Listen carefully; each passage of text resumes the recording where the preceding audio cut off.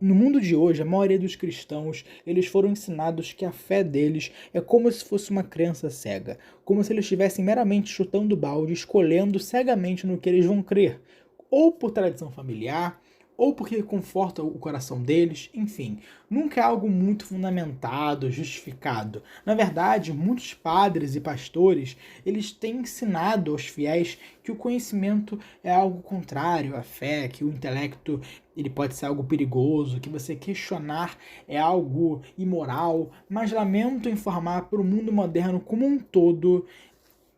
Mas isso é algo completamente antibíblico. Afinal, nas próprias Sagradas Escrituras, na carta de São Pedro, é ensinado que nós temos que sempre estar prontos para defender aquilo que nós cremos. E especialmente vindo de pessoas que nos perguntam por que nós cremos naquilo que nós cremos. Então a apologética realmente tem esse objetivo, de você defender a cosmovisão cristã. Então, baseado nisso tudo, eu decidi fazer um vídeo falando sobre 7 evidências históricas favoráveis ao cristianismo que apontam para a sua veracidade, que mostram que ele está correto. E isso é usado por vários apologistas, teólogos, filósofos e intelectuais cristãos pelo mundo todo. Antes de eu prosseguir apenas, eu peço, por favor, para que você deixe o like, se inscreva no canal e compartilhe esse vídeo, porque me ajuda muito e não custa nada para vocês. Bem, basicamente isso, vamos começar. A primeira evidência que eu trouxe é o fato de que tem várias figuras históricas grandiosas e famosas que nenhum ateu questiona a existência deles, seja Alexandre o Grande, Júlio César, Platão, Homero, Pitágoras, enfim, entre tantos outros. E todas essas figuras, elas tiveram suas primeiras biografias escritas séculos depois da morte delas, e ainda assim é usado como um fator para mostrar que elas existiram e fizeram tudo o que fizeram. É baseado na primeira biografia deles e é usado como um grande fator para provar a veracidade da existência deles. Bem, a figura de nosso Senhor Jesus Cristo, que é a figura central do cristianismo, ele é não só a figura que teve a primeira biografia escrita na menor distância de tempo desde a sua morte, como a que teve maior quantidade de biografias escritas em tão pouco tempo. São 4 biografias diferentes em menos de 80 anos depois da morte dele. Afinal, são 4 evangelhos: São Mateus, São Marcos, São Lucas e São João. E só para vocês terem noção, nosso Senhor Jesus Cristo morreu e ressuscitou no ano de 33 depois de Cristo, obviamente. E bem, a primeira biografia dele, que é de São Marcos, foi escrito entre 60 e 70 depois de Cristo, ou seja, no máximo 40 anos após a sua morte e ressurreição. E o mais afastado, o que mais demorou para escrever, foi São João, que escreveu por volta do ano 90 depois de Cristo. Ou seja, menos de 80 anos depois da morte e ressurreição dele, foram escritas 4 biografias diferentes, e as 4 muito parecidas, falando dos mesmos feitos principais, como nascimento, batismo, pregação, paixão, morte e ressurreição. Então esse é um grande fator que pesa bastante para mostrar que não só Cristo existiu, realmente ele existiu historicamente, como também ele fez, tudo que está lá escrito. Essa é a primeira evidência. A segunda que eu quero trazer aqui é o fato de que o Novo Testamento ele é academicamente considerado o livro mais confiável que existe, porque as duas coisas que são usadas como critério para se provar a confiabilidade de um texto antigo são duas coisas: a quantidade de cópias que se tem do texto e o fragmento mais antigo, que é, e a distância do fragmento mais antigo com a data mais próxima do texto.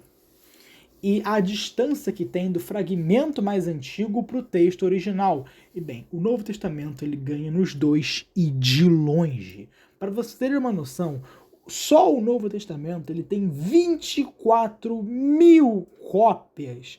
E para você ter noção, tem textos realmente que ninguém questiona a veracidade deles e a confiabilidade, como por exemplo a Ilíada e a Odisseia de Homero, elas possuem mais ou menos 600 cópias. Então é um número extremamente inferior. Ainda assim, tem gente que questiona a confiabilidade do Novo Testamento. E não é por motivos intelectuais, é pura e exclusivamente por motivos pessoais e morais. A pessoa simplesmente não quer aceitar que o Novo Testamento é academicamente considerado o livro mais confiável que tem. Isso eu tô falando só do número de cópias, porque ele também ganha disparadamente no critério da distância do fragmento mais antigo para o texto original. Afinal de contas, o fragmento mais antigo com a data mais próxima do evento, ou seja, do texto original, é de 125 depois de Cristo. Então é uma distância assim ridiculamente pequena. Então o Novo Testamento ele ganha nos dois critérios de confiabilidade histórica, no número de cópias e no fragmento mais antigo. Isso é realmente impressionante.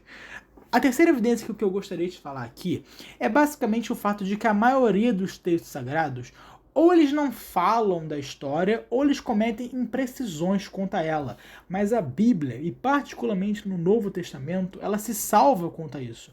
Porque ela não só dialoga com a história, mas faz uma descrição incrível dela. Por exemplo, o evangelista São Lucas, ele é considerado por N acadêmicos como um dos maiores historiadores do mundo antigo. Porque nos seus dois livros que tem na Bíblia, né, que é o Evangelho de São Lucas e os Atos dos Apóstolos, São Lucas ele fez um total de 84 acertos históricos, e isso envolvendo costumes, leis, mares, soldados da época, etc. Isso é uma coisa tão impressionante que o historiador e arqueólogo Sir William Ramsay, que era um ateu e crítico do cristianismo, ele se tornou cristão por conta disso, ao ver que São Lucas ele é um dos maiores historiadores que o mundo já viu, dado a descrição perfeita da época. Então era realmente uma veracidade incrível que se tinha.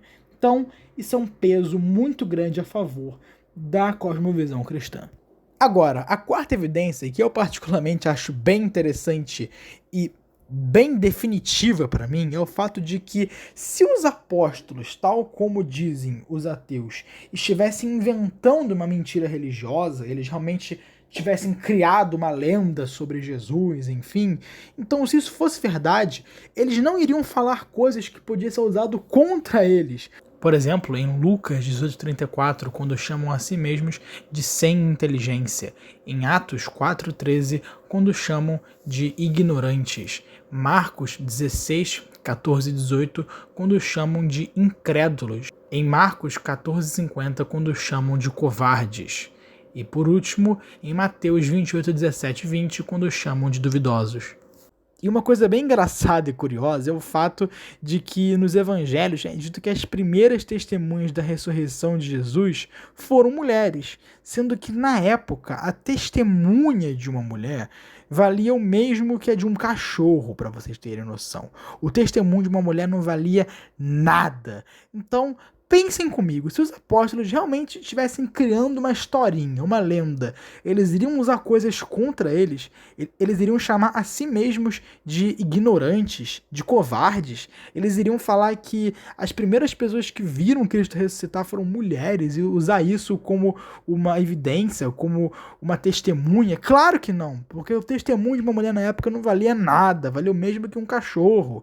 Então, se eles escreveram aquilo, é porque eles estavam falando a verdade. Isso é uma grande evidência. A quinta coisa é o fato de que todos os 12 apóstolos, exceto Judas Iscariotes, eles foram perseguidos, ameaçados e mortos. E aqui eu estou incluindo também o apóstolo São João, porque embora ele tenha sido o único que morreu de velhice, ele também é considerado mártir, porque ele foi tentado de ser morto, sabe? Tentaram realmente matar ele, mas só, assim, ele só não morreu porque Deus interviu, mas ele ia morrer, ele ia virar um mártir como os outros. Então ele também é considerado um mártir, é que ele não foi martirizado, mas ele é considerado um mártir. E bem, sendo assim, todos eles sofreram perseguições, foram ameaçados, foram martirizados. Então, se eles estivessem realmente mentindo, eles jamais iriam dar a vida por isso. Porque ninguém morre pelo que não acredita. E aí pode vir alguém aqui falar, mas na história houveram vários cristãos, judeus, muçulmanos que morreram em nome da fé deles, né? Isso é verdade. Mas a diferença é que os 12 apóstolos, eles eram basicamente os pais da religião, os fundadores dela. E segundo os ateus, eles estavam criando uma história, inventando.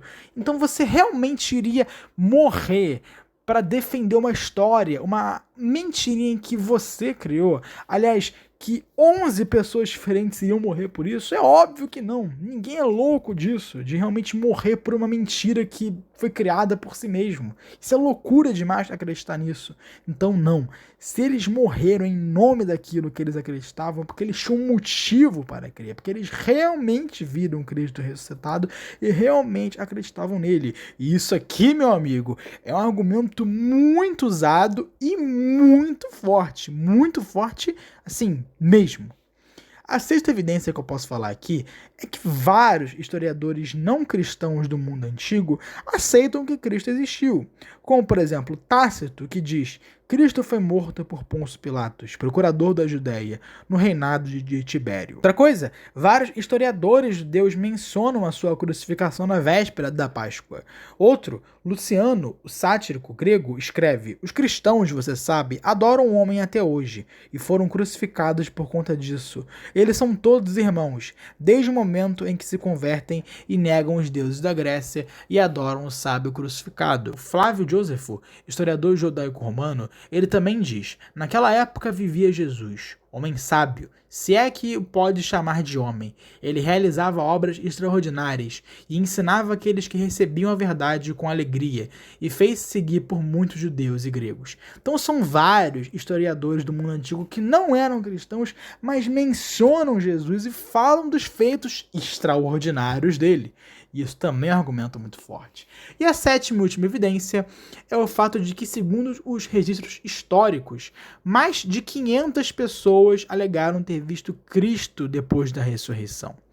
E alguns opositores do cristianismo dizem que tudo não passou de um grande delírio coletivo, era uma alucinação, eles estavam tudo maluco de ter visto Cristo depois que morreu e ressuscitou, mas isso é absolutamente falso, porque a psicologia de hoje confirma e diz claramente que é impossível um número tão grande de pessoas terem o mesmo delírio ao mesmo tempo. Foram mais de 500 pessoas alegando ter visto Cristo depois que ele foi crucificado, alegando que o viram ressuscitado. Mais de 500 pessoas. É impossível ter tido um delírio coletivo. Então, isso é uma grande evidência histórica também. É basicamente isso, gente. Espero que vocês tenham gostado, tenham fortalecido um pouco do espírito apologético de vocês com esse vídeo. Agora vocês têm mais argumentos para apresentar contra os críticos da fé cristã. E, bem, é basicamente isso. Um abraço, fique com Deus, até o próximo vídeo. Valeu, falou!